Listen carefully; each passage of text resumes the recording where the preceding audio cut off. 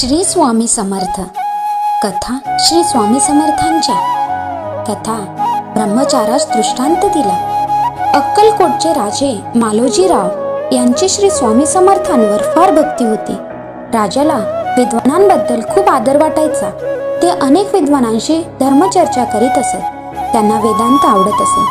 मुंबई येथील विष्णुबुवा ब्रह्मचारी हे प्रकांड पंडित होते। त्यांच्या वेदशास्त्रांचा गाढा अभ्यास होता। प्राकृत वेदांवर ते भाष्य करीत अनेकांना सदुपदेश करीत त्यांनी सन्मार्गावर लावले होते। अशा विष्णुबुवांनी एकदा अक्कलकोटला यावे असे त्यांना वाटत होते।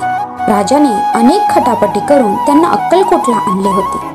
श्री स्वामी समर्थ आणि विष्णुबुवा ब्रह्मचारी यांच्यात चर्चा व्हावी असे राजाला वाटत होते।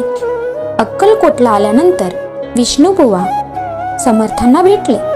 त्यांना आपल्या विद्वत्तेचा गर्व होता। त्यांना काही वेदांवरचे प्रश्न विचारून त्यावर स्वामींना भाष्य करायला सांगितले, पण स्वामींनी काहीच बोलले नाही। त्यावर विष्णुबुवा म्हणाले, ब्रह्मपदापर्यंत पोहोचण्यासाठी काय करावे लागते यावर काही न बोलता स्वामी हसत राहिले। हा कुणीतरी वेडा माणूस दिसतो असे विष्णुबुवांना वाटले। ते लोकांना म्हणाले, तुम्ही फसलात। तुम्ही ज्याला प्रत्यक्ष दत्ताचा अवतार मानता तो माझ्या एकाही प्रश्नाचे उत्तर देऊ शकत नाही। त्याचा नाद सोडा, आम्ही उद्या परत येऊ त्याची विद्वत्ता बघायला। रात्री विष्णुबुवा आपल्या मुक्कामी आले। त्यांनी झोपण्याआधी अंथरूण टाकले।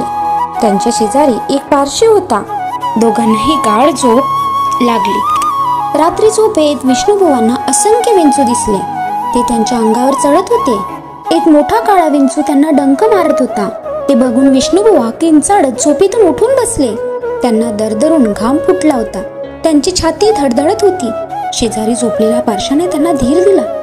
दुसऱ्या दिवशी सकाळी विष्णुबुवा परत स्वामीकडे वेदशास्त्रावर चर्चा करायला आले। त्यांनी परत ब्रह्मपदाचा विषय काढला। तेव्हा स्वामी म्हणाले, दुसऱ्याला तुच्छ लेखण्याआधी स्वतःकडे बघावे। जो स्वप्नातल्या विंचवांना घाबरतो तो ब्रह्मपद काय मिळवेल? स्वामींच्या तोंडून आपल्या स्वप्नाचा उल्लेख ऐकून विष्णुबुवा चकित झाले। त्यांना स्वामींची महती कळली। त्यांनी स्वामींच्या चरणावर लोटांगण घातले व स्वामींना शरण गेले।